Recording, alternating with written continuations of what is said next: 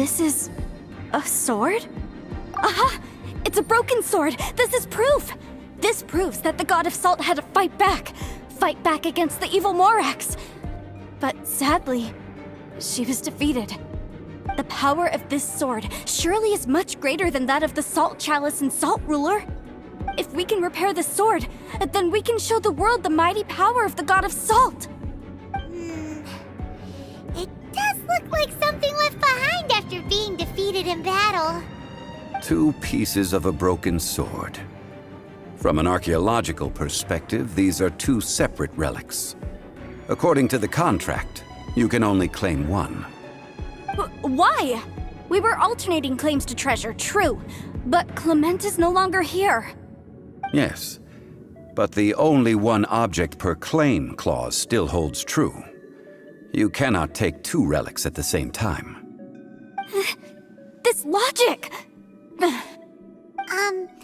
Zhongli, she seems like a good person, and no one is fighting over the treasure.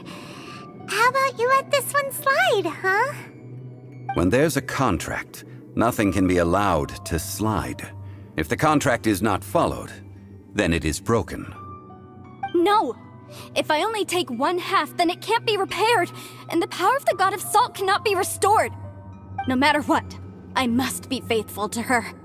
Even if it breaks the contract, I don't care. So you are already decided?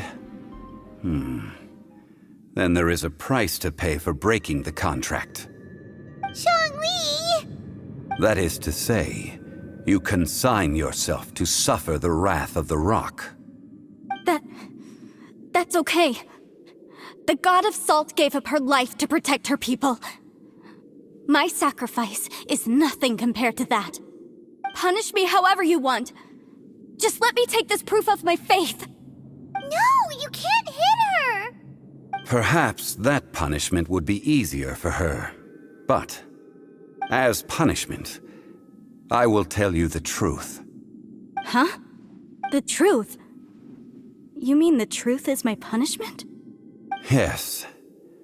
The truth that I am about to tell you shall be your price to pay for breaking the contract. I'm afraid to say that the God of Salt, Havria, was not the powerful god you imagine her to be. Rather, she was a small and weak god who yielded to all other gods.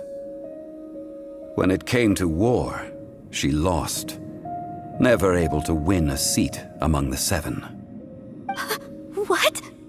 During the Archon War, the gods of this world used all their strength and cunning to vie for control of Tevat. But Havria instead chose to flee. She thought that by giving up before a fight could start, she could save herself and her people from the war. However, during such a long war, there is no end to the advances of aggressors. After making countless concessions, Havria lost all of her lands, until only one small haven remained. No! It can't be so. In her last days, she had not even a single blade to defend her people with. Not even a single blade? Then, this sword... This sword is not a relic belonging to the God of Salt, but is instead the murder weapon used to kill her. Murder weapon? No! That's not true! That can't be true! You're trying to test my faith in the God of Salt. As I said before, I only state the facts. Preposterous! You are a follower of Morax! Don't try to trick me!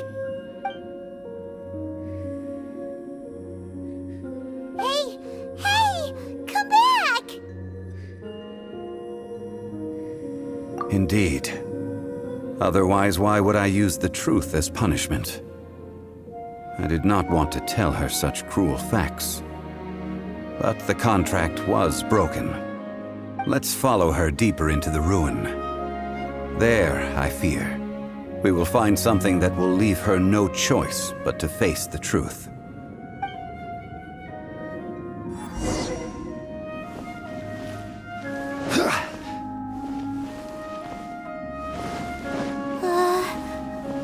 these statue thingies running? What will we find ahead? Salt. And betrayal.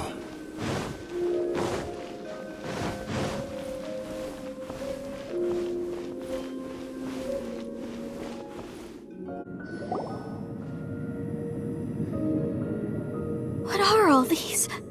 What did they see? What did they do? What happened? Since you do not trust me, let us continue onward. That which lies beyond this door will show you all that happened back then.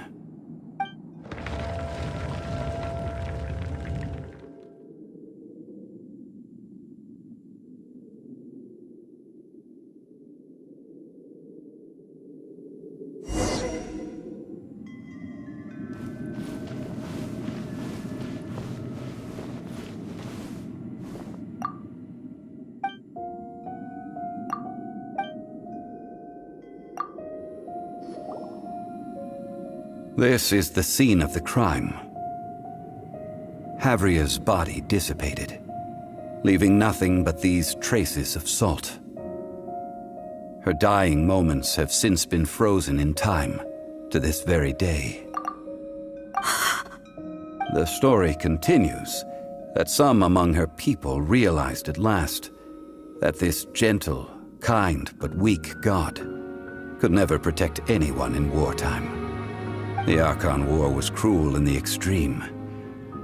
Instead of consigning her to the agony of defeat, they thought perhaps it would be better to give her a quick release. But what about these statue thingies? No matter how weak the god, the power that flows forth when they are slain is beyond the strength of mortal coils to bear. Those who could not flee were thus transformed. Those of her people who were untouched by this disaster left for Yore, where they sought refuge with Rex Lapis. Their descendants feared Havria's remnants and lived in terror that she had laid upon them an eternal curse.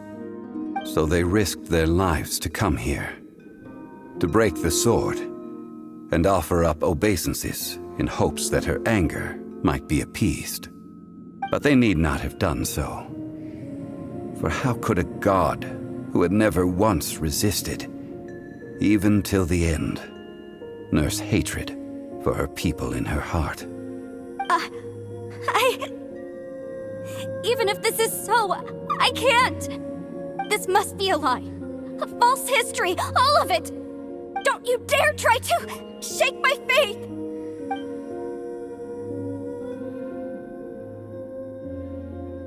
Yikes. Zhongli didn't show any mercy this time either. This is the price she must pay. Yet I would not call it a bad thing. Judging by how she appeared, I fear that she will struggle for a time. But even if she may not escape that struggle immediately, simply recognizing the truth is good enough for now. Indeed, in ages past, Havria's story served as a warning to me as well. Faith in a god who has already passed will do you no good. So it is for Havria. And so it is for Morax also. All right then. Now, would you like to accompany me in taking a trip to Gullion Forest? Huh? What do you want to do, Zhongli? Treading old ground, telling old stories. One cannot help but be reminded of old acquaintances.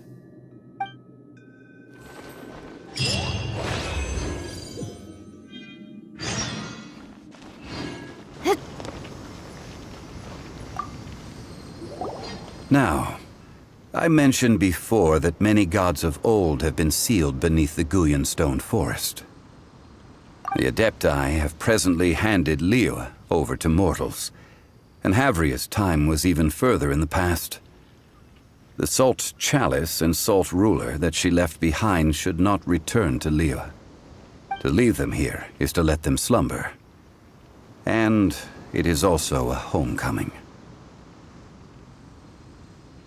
I ended an era with my own two hands. I've always wondered how I should remember that which I ended. History records, but history may be changed. This incident proved that. Time is a mighty force, and history's twist in its flow.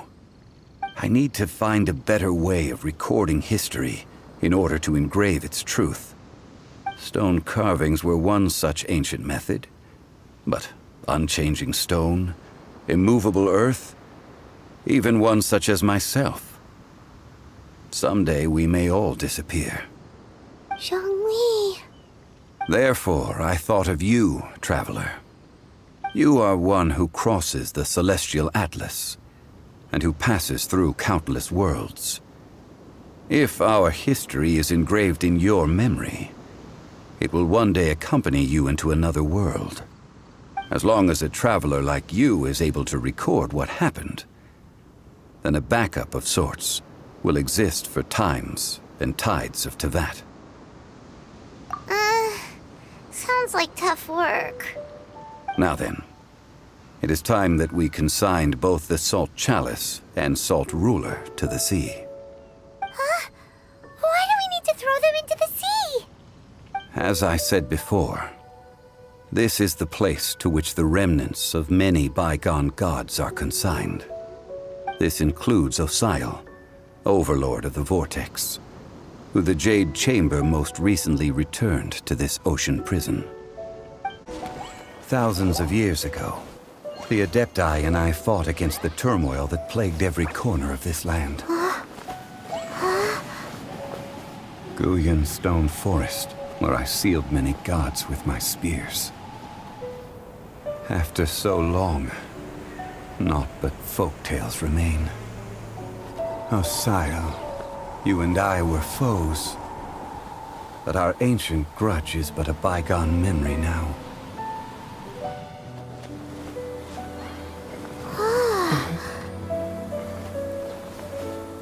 May that which Havria has left behind be yours to subsume.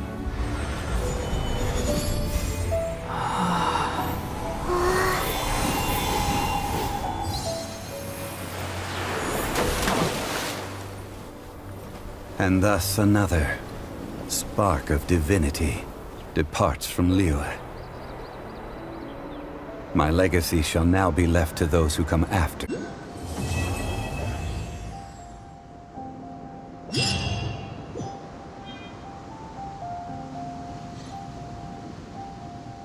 I will remain here for a while. I fear that moments of reminiscence like this can only grow fewer. That is a good question. In the past, I might have given you a most specific answer. But now... yes. I suppose I will continue in my role as a consultant at Wangsheng Funeral Parlor. But if this journey was to your liking, why don't you come along the next time I am seeking to preserve memories of Liyue's past?